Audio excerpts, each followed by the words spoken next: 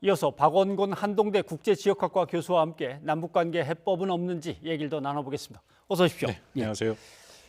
이도훈 한반도 평화교섭 본부장이 미국에 갔습니다. 뭐 본래 가기로 돼 있던 거지 특사는 아니라고 얘기를 하는데 이럴 때 가면 그게 특사인 거죠. 뭐 아니면은 갔으면 특사 노릇을 해야 되는 거 아닙니까?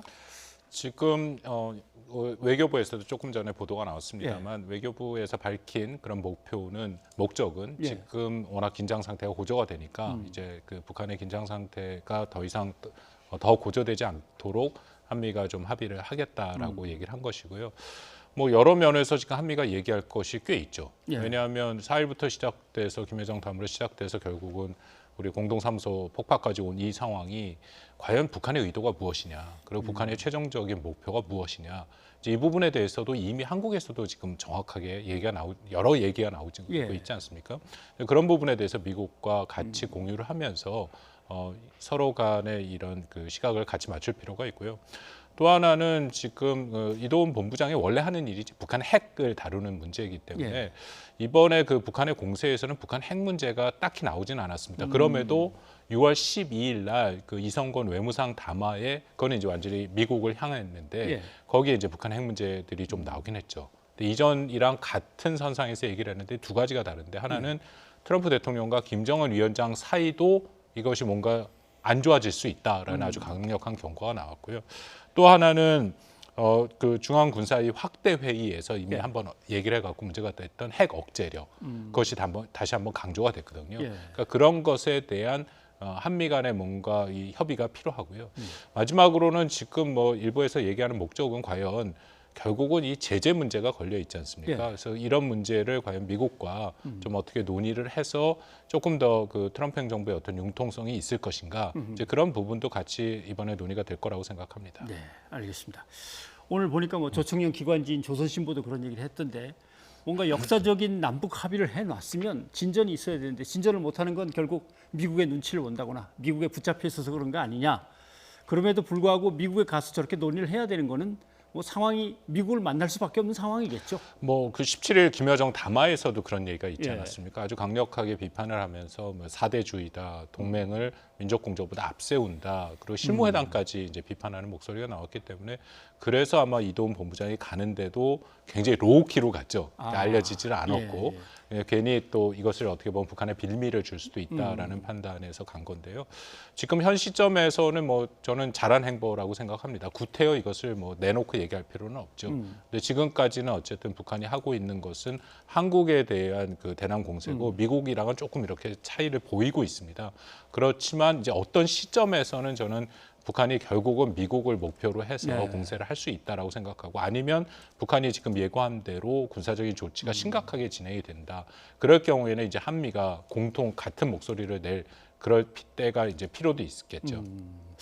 복잡합니다. 그래서 우리가 미국의 눈치를 본다고 뭐 얘기는 하지만 결국은 우리도 뭔가 북한을 갖다가 도와주고 싶었던 이런저런 성의를 보였는데 그러면 왜 한국을 자꾸 발목을 잡냐고 미국한테 야단을 쳐야지 왜 우리를 붙잡고 이렇게 난리를 치나 상당히 원망스러웠는데 결국은 미국을 향해서 뭔가 나오긴 하겠군요. 뭐 이 전체적으로 잘잘못을 따진다면 저는 뭐 우리 정부가 최선을 다했다라고 생각을 하고요. 이게 결국 제재의 문제인데요.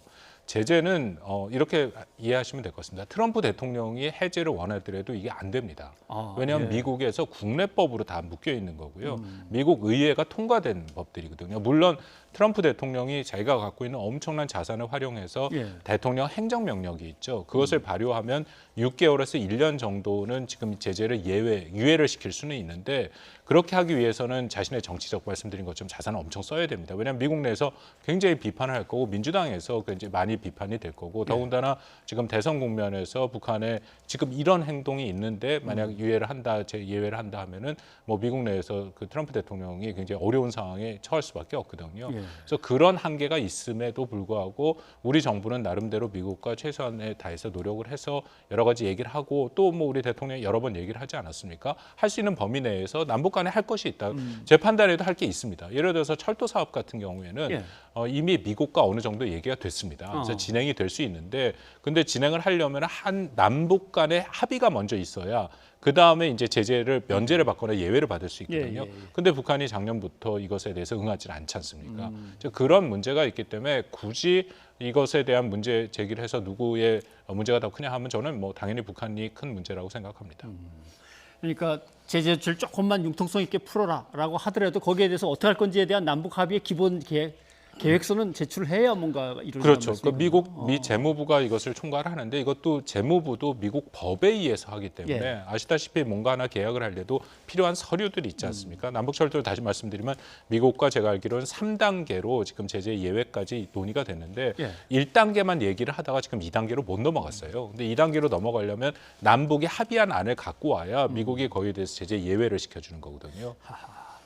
뭐 남의 허락을 꼭 받아야 된다니까 이렇게 좀 탐탁지는 않습니다만은 아무튼 그런데 미국도 이제 비상 조치에 대한 어떤 법이 있고 그 법에 의해서 대통령이 긴급한 것들을 이제 행정명령으로 하지 않았습니까? 네. 그래서 이번에 북한과 관련돼서 제재를 가했던 여러 가지 행정명령 다시 1년을 연장했더라고요. 네. 예. 이게 트럼프가 한 것이 아니라 그전 대통령들부터 이어져 오는 것들도 있는 거죠. 네, 그렇습니다. 조지 W 부시 대통령 때 부시부터. 2008년부터 시작이 됐고요. 매년 아까 매 대통령마다 하나씩 좀 늘었습니다. 그러니까 트럼프 대통령 때 하나가 더 늘어서 지금까지 총 6개의 행정명령이 진행이 되고 있고요. 이것은 매 1년마다 일몰 조항이 있습니다. 그러니까 1년 지나면은 이것이 없어지기 때문에 그냥 거의 자연스럽게 대통령들이 이것을 계속 연장하는 이제 그런 모습들을 보이고 있고요. 여기에 이제 표현들을 보면 북한을 비상하고 특별한 위협이다라고 얘기를 했는데 이것도 새로운 건 아닙니다. 오바마 대통령 때 이미 이런 표현들이 들어갔다라고 이미 들어간 것이거든요. 그래서 전반적으로 이것이 뭐 남북 간의 긴장, 북한이 지금 하고 있는 이런 행태 때문에 특별하게 연장이 됐다 그렇게 보이지는 않습니다. 네. 미국에서는 뭐 강경론도 있고 뭐 유화론도 있겠습니다만은 이럴 때 북한을 확실하게 더 압박을 해야 된다라는 뭐 논의도 있는 모양입니다.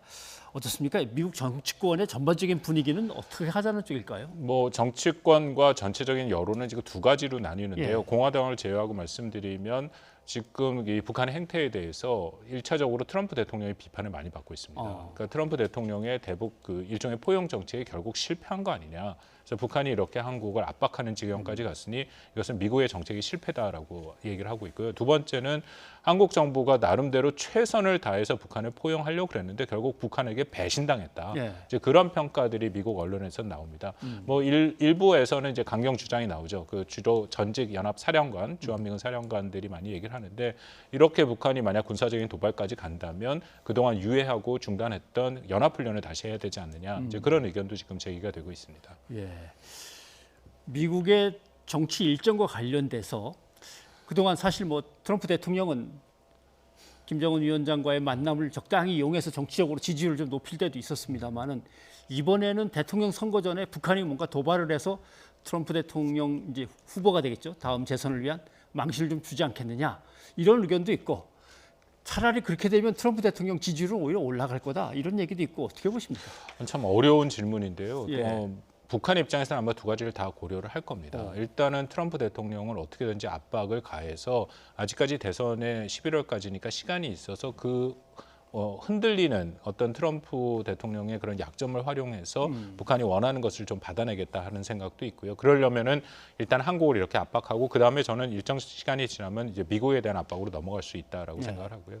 또 하나는 이제 결국 관건은 트럼프 대통령이 말하는 레드라인 이미 이제 이른바 금지선인데 ICBM을 이제 북한이 발사하면 금지선을 넘는 거지 않습니까? 예. 과연 거기까지 북한이 갈 것이냐 말 것인가가 관건이죠. 근데 거기까지 간다 안 간다 둘 다 의견이 있는데 거기까지 가서 확실하게 그 트럼프 대통령을 좀 몰아붙이고 재선 이후가 되던 민주당이 됐던 그 이후에 있을 북미 간의 협상에서 확실하게 협상의 우위에 서서 북한이 하겠다. 그러면은 ICBM 발사까지 갈 수도 있다라고 생각하고요. 저는 거기까지는 안 갈 가능성이 좀 높다고 생각합니다. 왜냐하면 지금 대선 국면으로 들어간 이상 모든 후보들이 자기가 강력한 그런 지도자의 모습으로 보이기를 원하죠. 그래서 북한이 혹시라도 ICBM을 발사를 했으면 트럼프 대통령이 양보하는 것이 아니라 오히려 강경한 조치를 취할 가능성이 더 높습니다. 마찬가지로 민주당의 조 바이든 후보도 그렇게 트럼프 대통령의 정책이 잘못됐다 비판하면서 강경한 그런 입장을 표할 가능성이 크거든요. 예. 그렇다면 이런 문제를 북한도 알고 있다라고 생각을 하기 때문에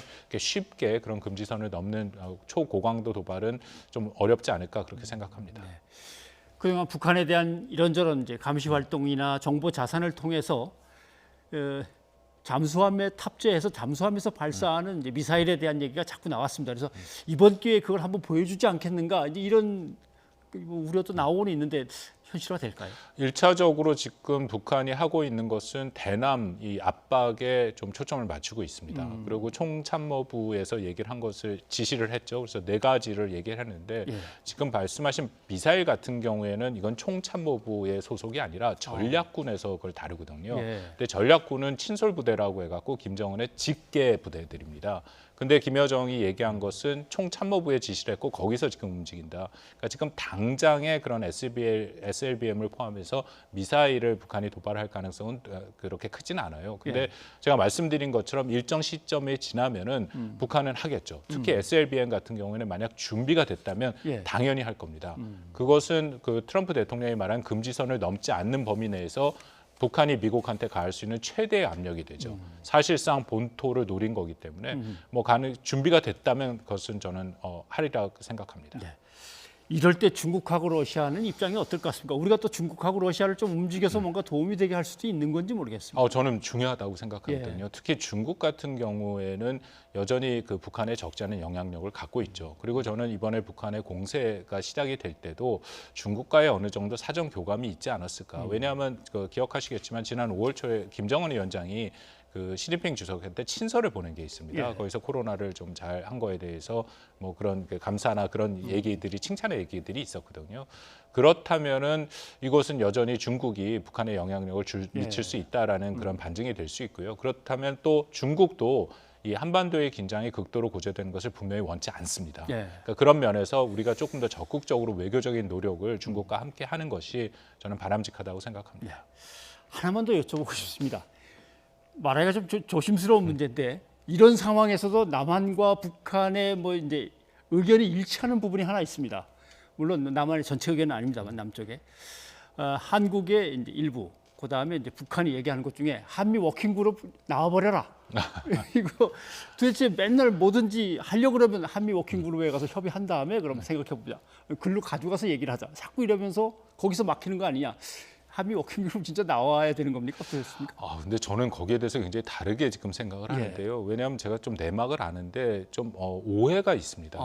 왜냐하면 워킹그룹을 처음 시작을 한 거는 2018년 6월 달에 싱가포르 회담을 기억하시겠는데 그때 끝나고 나서 트럼프 대통령이 자기가 혼자서 기자회견을 하면서 갑자기 한미 연합훈련의 중단, 유예를 얘기해 버렸거든요. 예. 심지어는 트럼프 대통령 그 당시에 미 국무장관인 짐 매티스도 몰랐고 우리 정부도 몰랐습니다.